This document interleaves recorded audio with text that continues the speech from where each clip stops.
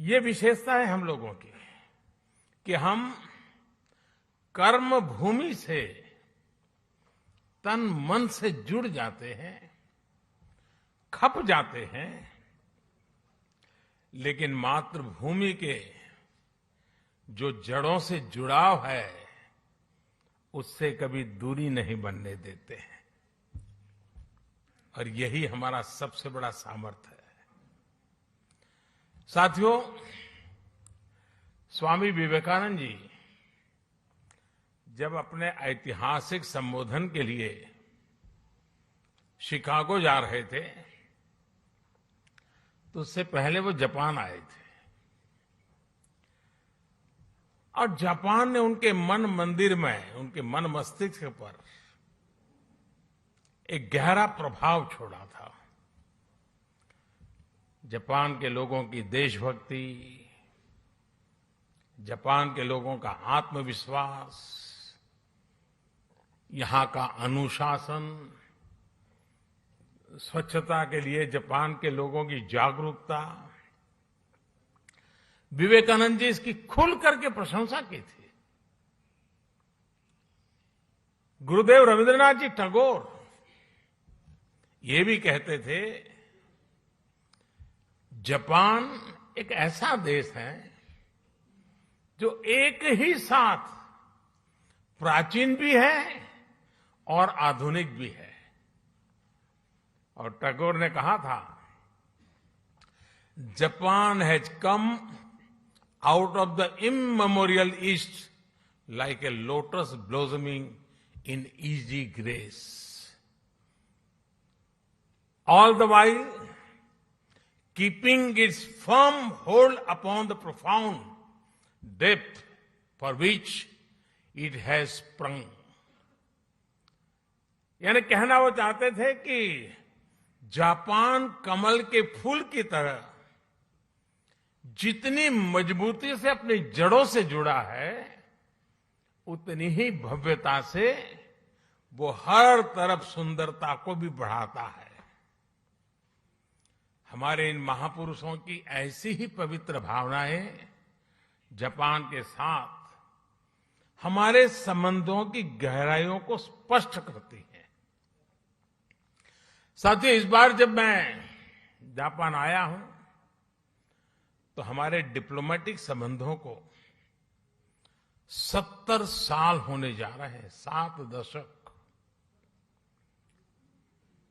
साथियों, आप भी यहां रहते हुए अनुभव करते होंगे, हिंदुस्तान में भी हर कोई अनुभव करता है कि भारत और जापान नेचुरल पार्टनर है। भारत के विकास में, भारत की विकास यात्रा में जापान की महत्वपूर्ण भूमिका रही है। जापान से हमारा रिश्ता आत्मीयता का है, अध्यात्म का है। जापान से हमारा रिश्ता सहयोग का है, अपनेपन का है। और इसलिए एक प्रकार से इस रिश्ता हमारा सामर्थ्य का है, ये रिश्ता सम्मान का है और ये रिश्ता विश्व के लिए साझे संकल्प का भी है। जापान से हमारा रिश्ता बुद्ध का है, बोध का है, ज्ञान का है। हमारे महाकाल है तो जापान में दाइकोकुतेन है।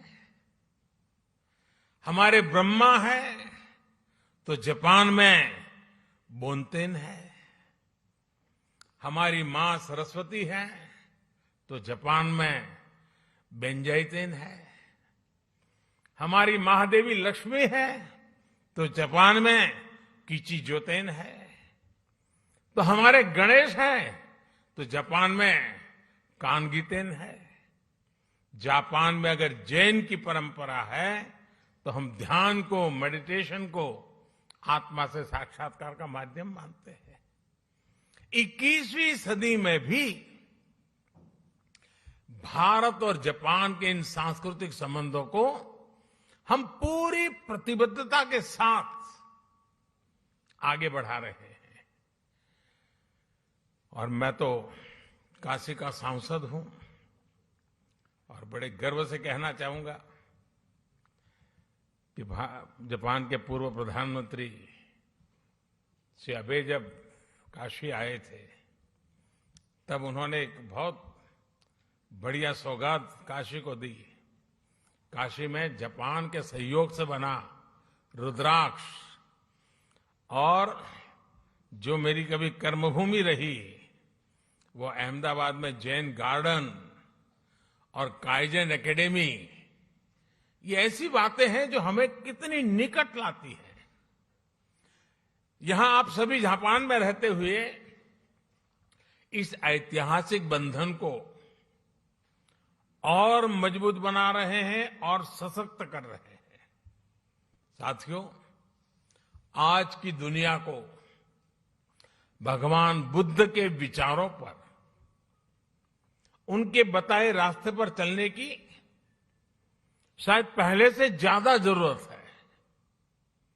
यही रास्ता है जो आज दुनिया की हर चुनौती, चाहे वो हिंसा हो, अराजकता हो, आतंकवाद हो, क्लाइमेट चेंज हो, इन सब से मानवता को बचाने का यही मार्ग है।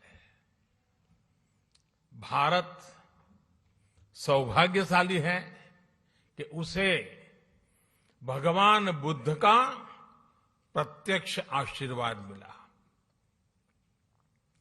उनके विचारों को आत्मसात करते हुए भारत निरंतर मानवता की सेवा कर रहा है। चुनौतियां चाहे किसी भी प्रकार की हो, कितनी बड़ी क्यों न हो, भारत उनका समाधान ढूंढता ही है। कोरोना से दुनिया के सामने जो 100 साल का सबसे बड़ा संकट पैदा हुआ वो हमारे सामने है। और ये जब शुरू हुआ था तब किसी को नहीं पता था कि आगे क्या होगा। शुरू में तो ऐसा ही लग रहा था, वहां आया है, यहां क्या है। किसी को पता नहीं था इसको कैसे हैंडल किया जाए। और न वैक्सीन भी नहीं थी और न इस बात का कोई आइडिया था कि वैक्सीन कब तक आएगी। यहां तक कि इस बात पर भी डाउट था कि वैक्सीन आएगी या नहीं आएगी। चारों तरफ अनिश्चितता का माहौल था। उन परिस्थितियों में भी भारत ने दुनिया के देशों में दवाएं भेजी। जब वैक्सीन्स अवेलेबल हुई तो भारत ने मेड इन इंडिया वैक्सीन्स अपने करोड़ों नागरिकों को भी और दुनिया के 100 से अधिक देशों को भी भेजी।